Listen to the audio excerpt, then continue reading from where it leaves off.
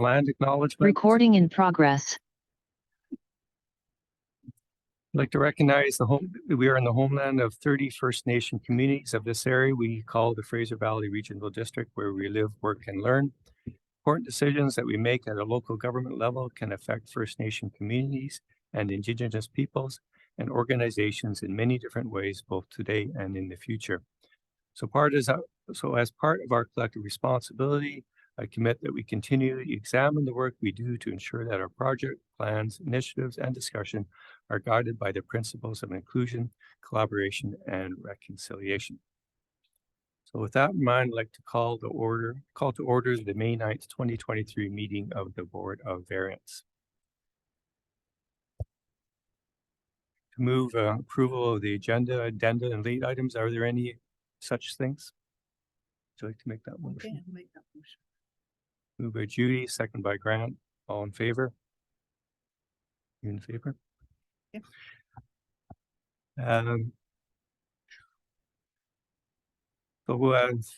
Next time on the agenda is comments by the Secretary to the Board of Variance and staff. Thank you, Mr. Chair. Good afternoon. Today's Board of Variance hearing is with respect to a property located at Unit 78953 Schick Road in FVRD Electoral Area G. Pursuant to sections 531 and 532 of the Local Government Act, the applicant is requesting a structural alteration to a non-conforming mobile home. I will note that this meeting is conducted in a hybrid format.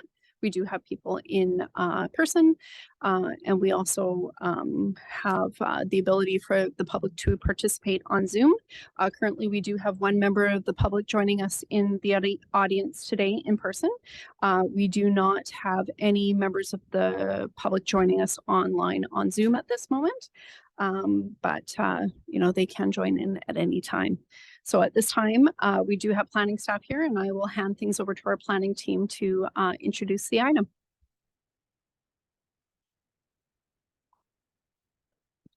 Thank you. My name is Amy Xia. I'm a planning technician in the Electoral Area Planning Department here at the Regional District. So today we're going to talk a bit more about the Board of Variance application at Unit 78953 Schick Road in Electoral Area G. So to get right into it with some property details, the registered property owner here is Coaster Mobile Home Parks Limited. The applicant we have today is Mr. Ahmad Aziz. He is the mobile home owner for Unit 7. The lot area for the entire mobile home park is about 1.6 acres, and we are aware of up to 8 dwelling units on this property. The floodplain regulations is a flood construction level of 9.3 meters above sea level and a 7.5 meter floodplain setback from Hatzick Lake. The official community plan land use designation here is rural, and the zoning here is zoned rural 4. So these two maps show the property location. On the map on the right, we have a property map showing the entire mobile home park with Unit 7 highlighted. And then on the map on the left, we have the park in relation to some other properties and roads on Hatzick Island. Here we have a site plan that was provided to us by the applicant, which shows some setbacks. I will note that no changes are being proposed to the building footprints, so these setback numbers will not be changing. So the request in front of the board for consideration today is to repair the mobile home. FVRD building officials attended the site to assist in determining what works that have been done and are being proposed actually constitute structural alterations, and staff was able to identify 8 distinct alterations. And these include replacement of approximately 80% of the exterior wall studs and sheathing, installation of 6 new windows, installation of 2 new doors, replacement of the interior walls, replacement of the ceiling joist, replacement of the roof truss and roof sheathing, repair of an extent of the floor joist and the floor sheathing, and the proposed new stairs and stair landings at the 2 entrances. So the next 2 slides will be photos from the site that illustrate these 8 alterations. Starting with the photo on the left, this is a photo of the interior. You can see much of the proposed alterations that have taken place. So you can see 3 sides of the exterior wall with some new wood. The windows have new framing, and then you can also see a portion of the interior walls and the ceiling. So note that whenever we talk about new wood or the age of something, we're talking about the dates that are stamped on the wood itself and making our estimation. Over on the right is just a photo of the exterior. This one in particular is the front and the left view. And this is just to show you an example of one of the door openings, and also the space where a stair and landing would have to go so you can enter the mobile home. These 5 photos just show more details. So starting on the top left, we have a detail of the ceiling, again, just to illustrate new wood. The bottom left is kind of hard to tell with the name bar there, but it's to show you the roof. And the roof is new, but it's new from 2015. So we know that our applicant did not make these alterations. However, as part of the repair of the mobile, this is a structural alteration that needs to get approved. The middle 2 photos just show a picture of the door and an example of one of the 6 windows. So typically, if you're just replacing a door or window in the same spot, it wouldn't be a structural alteration. However, as much of the wall have been replaced, and also when windows and doors need new framing or need to be reframed, that now becomes structural alteration. Finally, on the far right is just a portion of the floor joist and sheathing. So building officials were not able to determine the extent of the repair. We just know that sections of it that we could see have been repaired.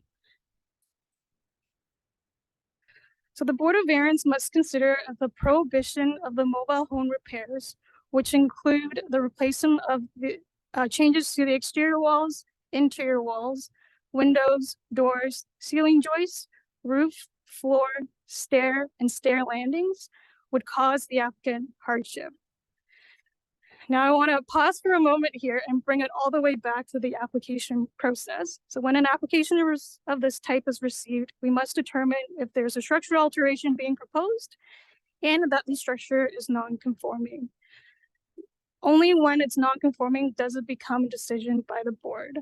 So when we're considering the non-conformance of the structure, there are 2 primary considerations in the Local Government Act that kind of speaks to when a structure no longer has its non-conforming rights. And we'll go more into it, but one is a section that talks about its value above foundation, and the other one is about the continuity of the use of the structure. I want to make it clear that while the board should consider these provisions as part of making their decisions, the board is not here to determine non-conformity. The board's role is to determine if the prohibition of the amount of works that have been undertaken and proposed would cause the applicant hardship, and if it meets the other requirements in section 542 of the Act, which we'll go more into later. So the first consideration for non-conformance is section 532.1. And just to paraphrase, it basically speaks to a structure losing its non-conforming rights if it's been damaged or destroyed to the extent of 75% or more above its value above its foundation.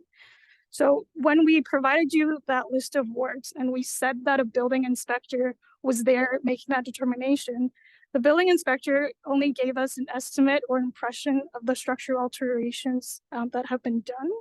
The building inspector was not able to determine if, the value of the works above foundation. To be honest, we don't have enough information to make that determination. So staff cannot confirm whether the value above foundation would be more or less than 75% under the Local Government Act. And then the second non-conforming consideration talks about, again, I'm paraphrasing, when a structure loses its non-conforming rights if the non-conforming use has been discontinued for a continuous period of 6 months. So the case law surrounding this non-conformity is complex.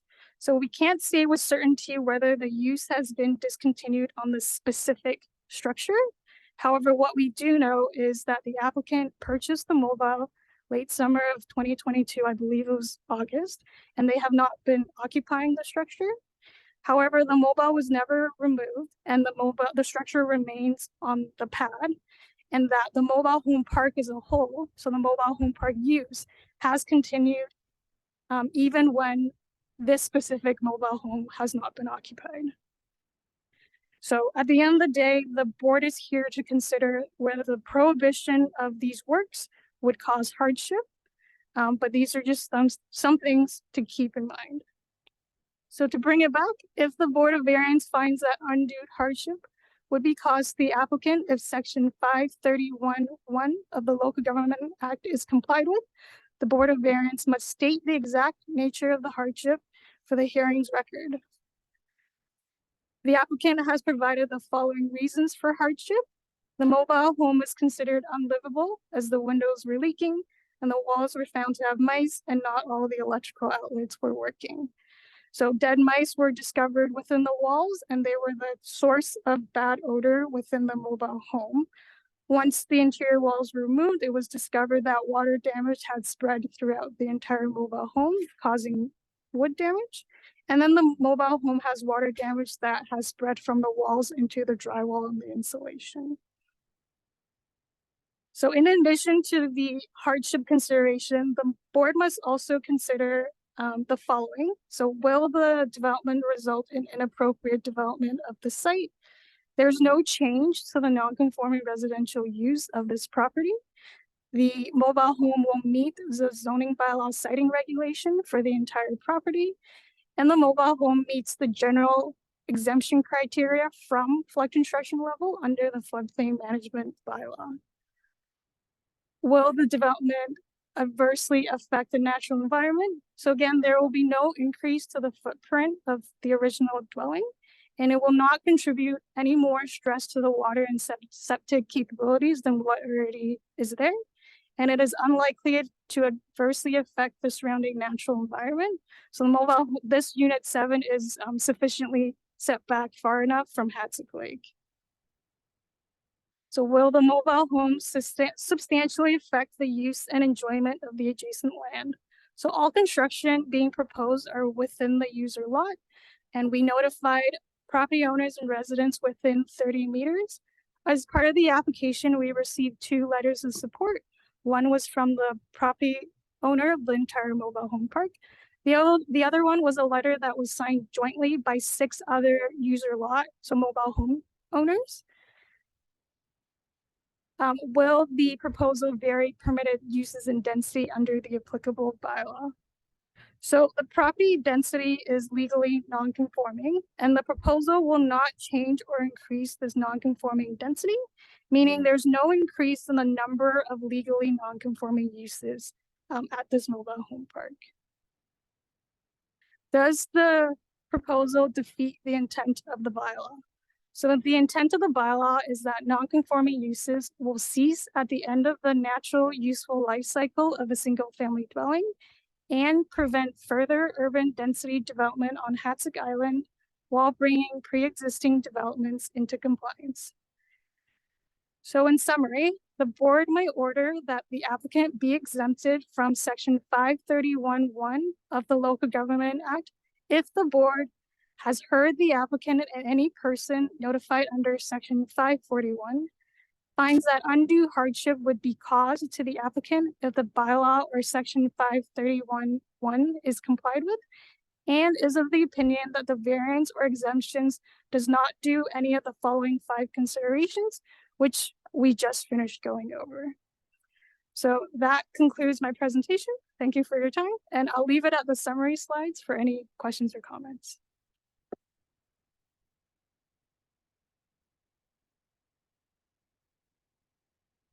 I don't have any questions for staff. You, Judy? No, I don't either. Thank you, Amy. Good presentation. I think I'd like to hear from the applicant if he has anything to add to the comments provided in the report. And actually, I have a question for the applicant in that regard. Obviously, the pre-existing structure had quite a few issues, and some would not be evident upon inspection, but some would be. And I'm wondering if you actually visited the building before you purchased it? Oh, yes, I visited the property before I purchased it. And the reason I bought it because it's the only one I could afford at the time. So that was the reason I was interested in it.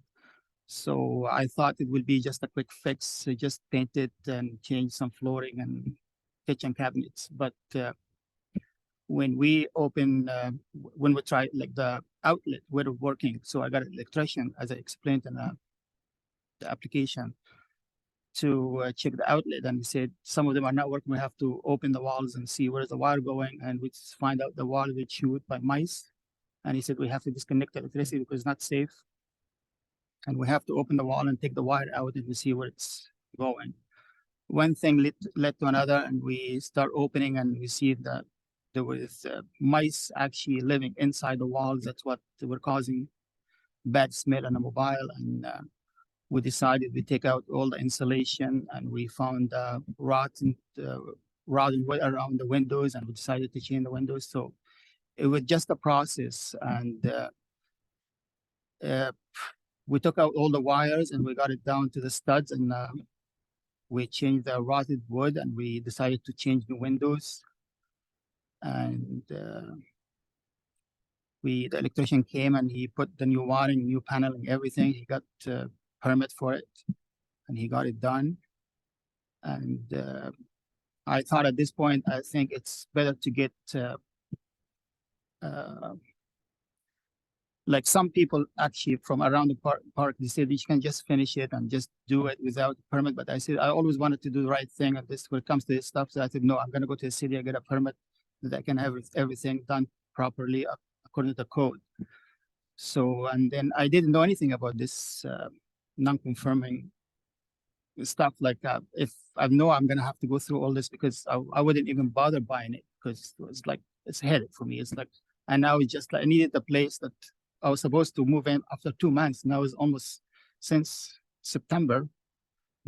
So yeah, all I'm doing is just paying for the lease and the mortgage, and it's just a very like it's been a really hard trip, like hard journey for me. So that's why I was hoping now at this point that we do the right thing, and we just see what's need to be done properly, and I'm not adding anything new. I'm just fixing it up, make it livable. Like it's not really livable.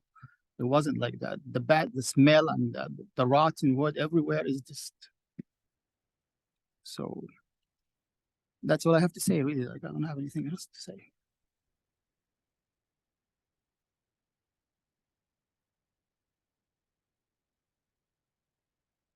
I have a question through the chair. Who will be living in this? I will be. Just yourself or Yeah, more? me and my kids. You and your kids? Thank you.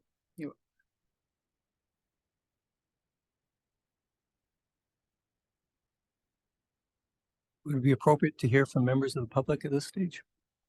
Yes, Mr. Chair. So this would be opportunity for the member of the public, and it would appear that our lone member of the public doesn't have any comments. I don't have anybody online at this point, and I'll also note that the mail out did invite opportunities for people to write further letters, and no further comments from the public have been received.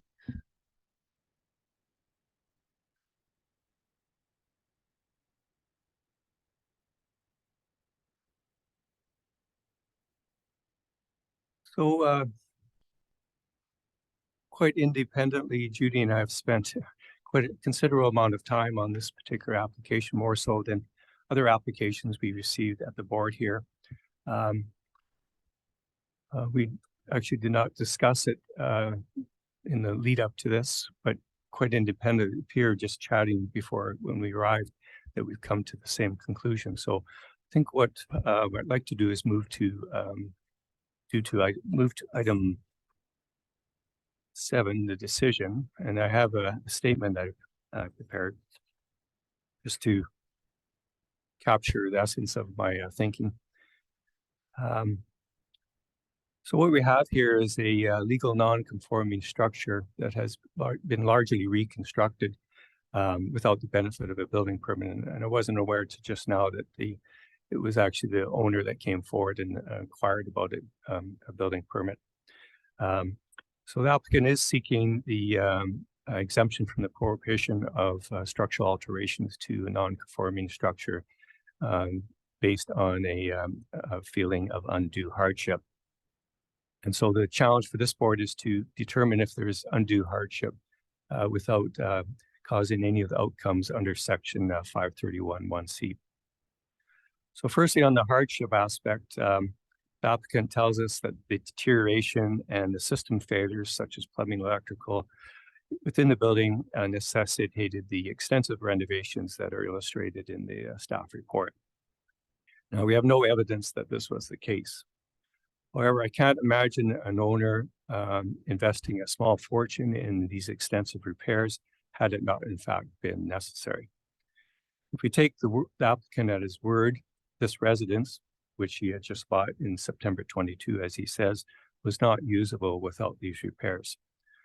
So I do find that the reconstruction was justifiable due to undue hardship. Secondly, on the considerations in subsection C, I'm of the opinion that the mobile home being reconstructed is not inappropriate development, given the other mobile homes that exist on the property. The natural environment is not further impacted because the reconstruction work is largely within the footprint of the mobile home. The neighbors, judging from the submission, seem supportive of the application, so I don't see them being affected detrimentally. The application does not further vary the density or use of the property.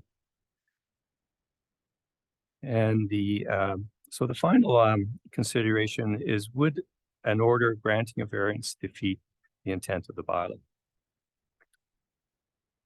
The staff report speaks to limiting development to existing levels and permitting the duration of a non-conforming structure only for the natural life of the structure. So what is the natural life of a structure?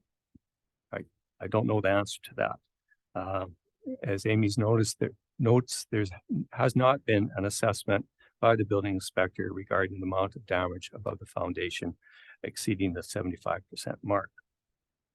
I think the fact that the owner has repaired them in the process of repairing the mobile home suggests that in fact the building has not reached the end of its useful life. I'd like to distinguish this application from one, for example, where a non-conforming mobile trailer is so dilapidated that it is removed from the site and replaced with a new mobile trailer. To cite the hardship in that situation, if that came to myself while sitting on the board, I would deny the variance because the non-conforming structure had indeed reached the end of its useful life. As I conclude that this variance does not defeat the bylaw, it only varies it. And in fact, if every variance defeated the bylaw, there'd be no point in having a board of variance. So those are my comments. Any comments, Judy?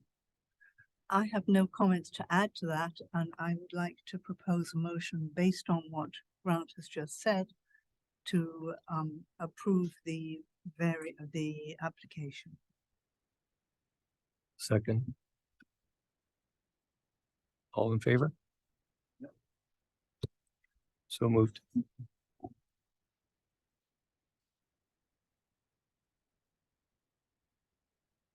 Anything else, or should we move to adjournment? I'm just checking in with our planning team just to ensure that we have everything we need and it looks good. So we can just, with the next motion before you would be a motion to adjourn. Make the motion to adjourn. Judy seconds. All in favor? So moved. Thank you very much.